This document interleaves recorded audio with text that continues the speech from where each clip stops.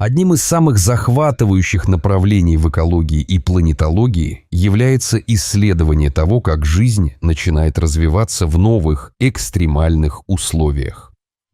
Группа экологов и планетологов из Университета Аризоны провела уникальное исследование на Исландии, где они изучили процесс колонизации новых мест обитания микроорганизмами в результате вулканической активности. Эти исследования позволили ученым заглянуть в механизмы, которые могут лежать в основе возникновения жизни на планетах с агрессивной средой, таких как Марс. Вулканические извержения, такие как те, что произошли в 2021-2023 годах в районе вулкана Фаградальсфьяль на Исландии, являются идеальными природными лабораториями для таких исследований. Вулканическая активность на Исландии предоставила ученым уникальную возможность наблюдать за процессом колонизации новых территорий микроорганизмами. Когда вулкан Фаградальсфьяль выбросил лаву, температура которой превышала 1000 градусов Цельсия, огромные лавовые потоки уничтожили всю существующую биоту в этом районе, создавая, по сути, чистый лист для жизни. В условиях, когда на месте извержения не оставалось ничего, что могло бы поддерживать жизнь, микроорганизмы должны были заново заселить этот обширный участок Земли.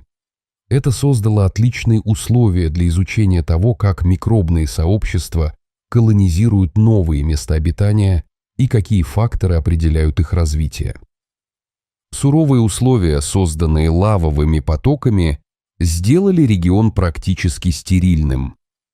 Лавовые потоки уничтожали не только растения и животные, но и микроорганизмы, которые обычно присутствуют в почве и на поверхности Земли. Однако, несмотря на высокие температуры и отсутствие воды и питательных веществ, первые микроорганизмы начали заселять новую Землю уже в течение первого года после извержения.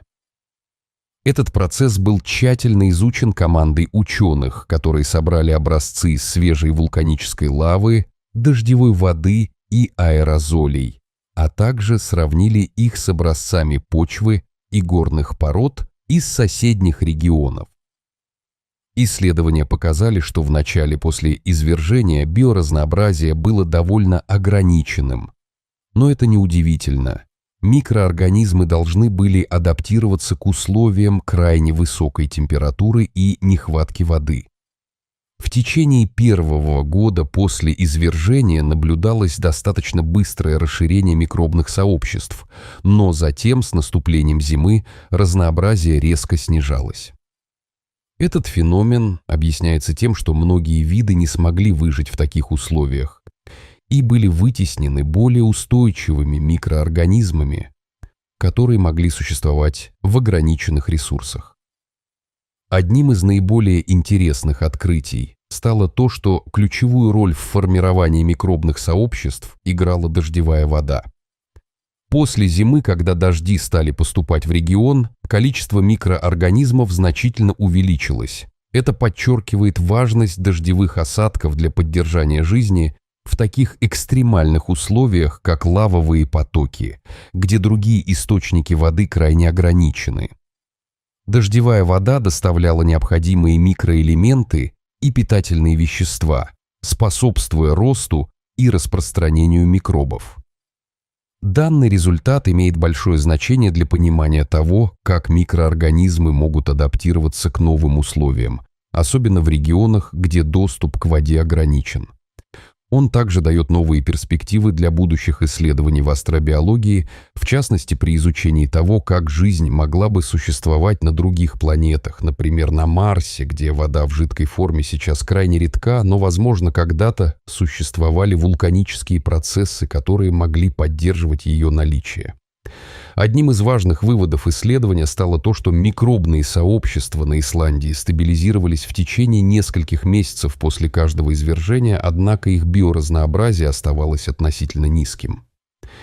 Это связано с тем, что для существования большего числа видов необходимо наличие более богатых и разнообразных ресурсов, А вулканические лавовые потоки создают крайне ограниченные условия для жизни. По сути, лавовые потоки становятся одними из самых малопродуктивных мест обитания на Земле, сравнимых с такими регионами, как пустыня Атакама в Южной Америке или Антарктида. Это делает их уникальными лабораториями для изучения выживания организмов в условиях крайней нехватки питательных веществ и воды. Изучение таких экстремальных экосистем помогает ученым понять, как организмы могут выживать в условиях, где ресурсы чрезвычайно ограничены. Эти знания могут быть полезны не только для экологии Земли, но и для изучения возможности существования жизни на других планетах, где условия могут быть столь же жесткими.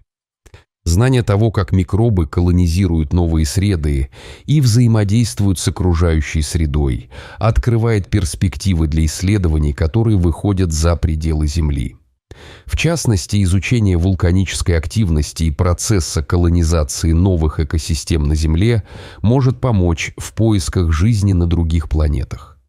Например, на Марсе, где в прошлом происходили вулканические извержения, условия для жизни могли быть достаточно подходящими для существования микробных форм жизни. Сравнение лавовых потоков на Земле с возможными вулканическими ландшафтами на Марсе может дать ученым новые идеи о том, как жизнь могла бы развиваться на Красной планете. Возможность того, что микроорганизмы могли бы колонизировать экстремальные условия на Марсе, основана на понимании того, как микроорганизмы выживают в таких местах, как Исландия, где жизнь начинает заселять стерильную землю. Соланж Дюамель, соавтор исследования, отмечает: мы начинаем понимать, как биологические сообщества формируются с самого начала, и это знание может помочь нам в поисках жизни на других планетах. Это утверждение подчеркивает значимость исследования вулканической активности на Земле не только для понимания процессов экологии, но и для поиска следов жизни на других планетах. Исследование группы экологов и планетологов из Университета Аризоны на Исландии показало важность вулканической активности как естественного эксперимента для изучения процессов колонизации новых местобитаний микроорганизмами. Вулканические извержения, такие как те, что происходят в районе вулкана Фаградальсфьяль, создают уникальные условия для наблюдения за тем, как жизнь может развиваться в новых экстремальных условиях. Роль дождевых осадков, биоразнообразие и выживание микроорганизмов в таких условиях подчеркивают важность экосистемных взаимодействий и их влияние на стабильность микробных сообществ. Это исследование имеет большое значение не только для экологии Земли, но и для астробиологии, открывая новые возможности для поиска жизни на других планетах. Знание о том, как микробы могут колонизировать новые территории в условиях вулканической активности и ограниченных ресурсов, может стать ключом к пониманию того, как жизнь может существовать в экстремальных условиях на других планетах, таких как Марс.